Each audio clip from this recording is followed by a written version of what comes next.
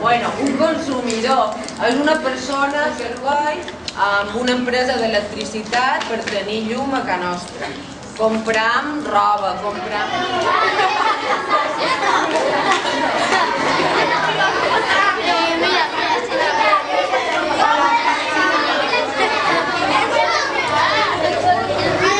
Es el contenido, que son las lecciones que tenemos que aprender sobre consumo.